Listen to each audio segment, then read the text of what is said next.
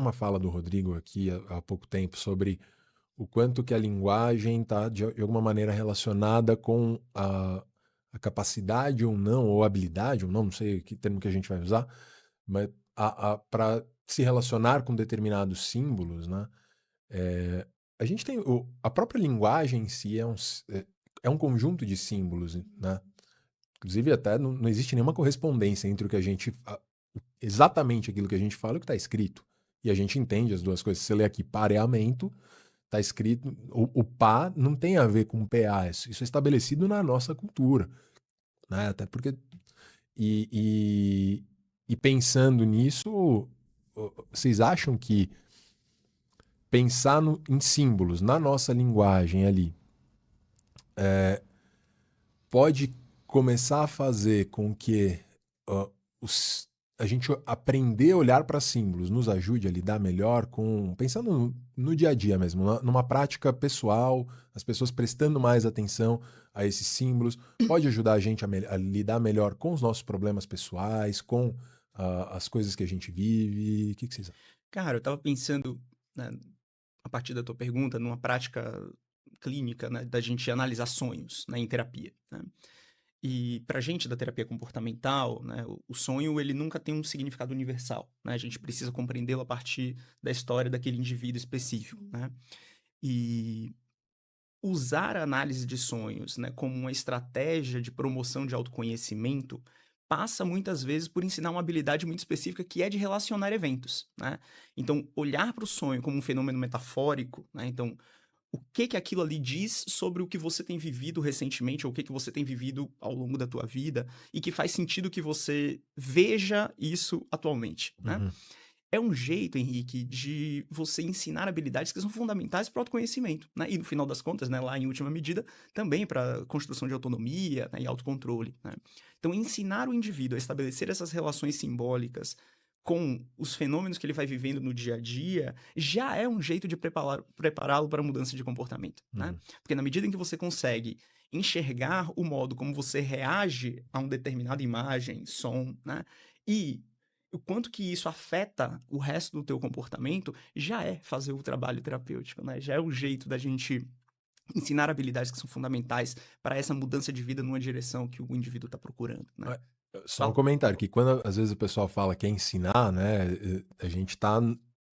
Lembra que a gente não ensina descrevendo, porque tem uma imagem, né, de terapia comportamental que é diretiva, né? E Não, não. não, não, É não. ensinar, é um processo quase socrático. É isso mesmo, mas é perguntando mesmo, né? Tipo, e isso aqui se relaciona com a tua vida Parir, né? como, né?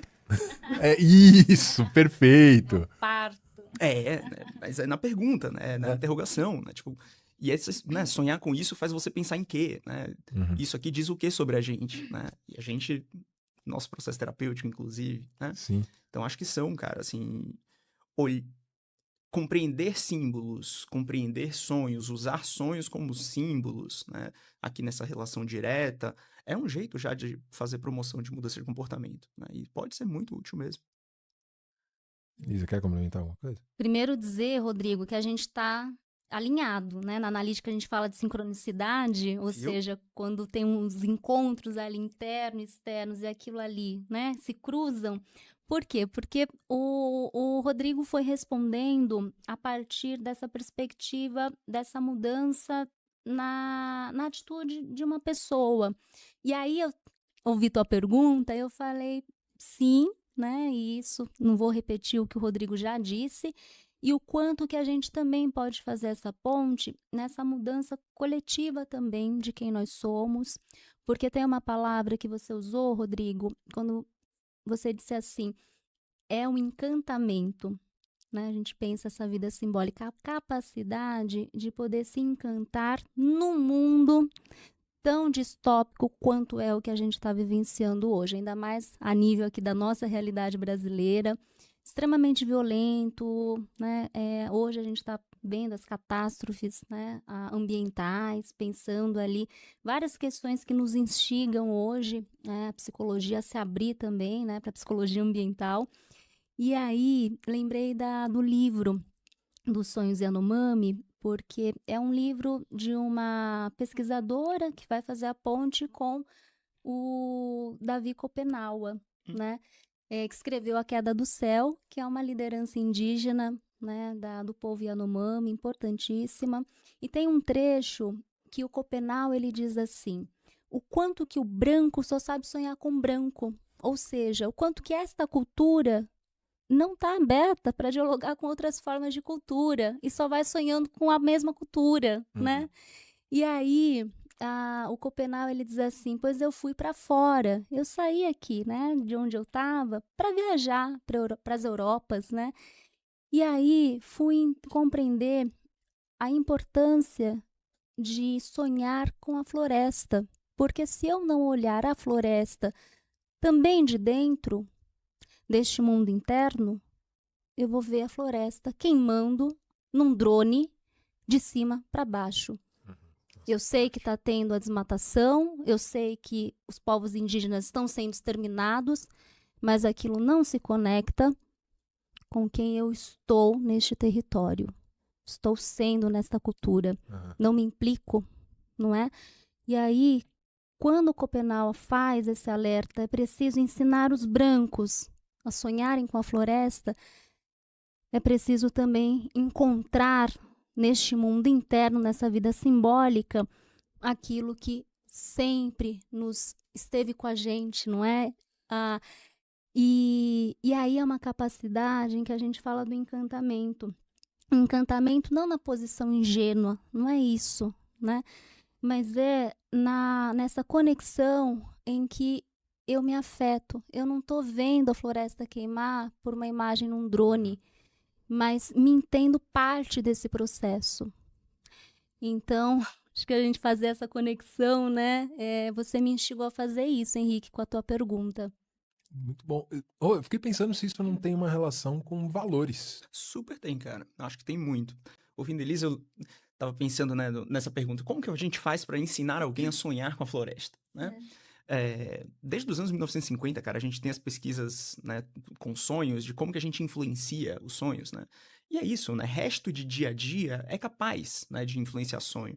Tem aquela pesquisa clássica lá que a gente ensina em processos psicológicos básicos, né? Da pessoa que fica o dia inteiro com os óculos, com a lente vermelha, e quando é acordado durante a noite, se pergunta se estava sonhando ou não. Sim, estava sonhando. E qual era a cor do sonho? Era vermelho, né? Dado que você consegue fazer esse impacto.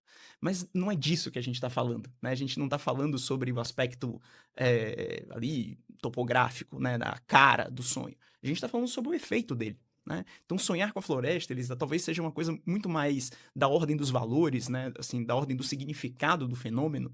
E aí a gente precisa pensar como que a gente atribui, né, novos sentidos para um mesmo símbolo, né?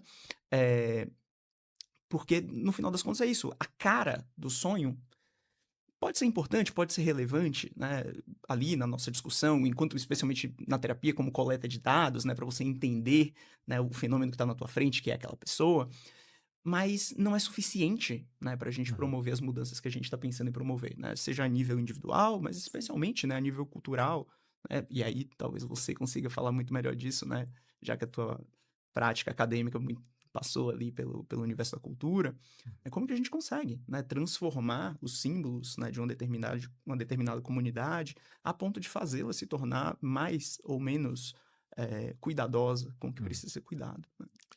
Eu vou falar um negócio, vai parecer que eu vou fugir totalmente, mas eu fiquei pensando em futebol, por exemplo. Tá? Você tem lá o escudo de um time, que é um símbolo, e eu, cara, comecei a trabalhar com psicologia do esporte, assim, né? E eu sempre tive meu time, não vou falar aqui para não gerar discordâncias, né? Não, aqui dentro a gente tem que dar uma segurada. Ah, é? Opa, lógico, né? Mas a gente pode falar do nosso time. Vocês podem, à vontade. E da nossa insatisfação com o time também. Cara, como é que anda a Vitória? O Vitória anda mal atualmente. A gente perdeu ontem. Sofrido. E é isso, né? Quando a gente vai olhar para isso, você já tem toda uma paixão e tal, mas você vai trabalhar com o time adversário, por exemplo. Você chega lá no time adversário, você não pode, mas é outra coisa, é outra relação que você vai estabelecendo.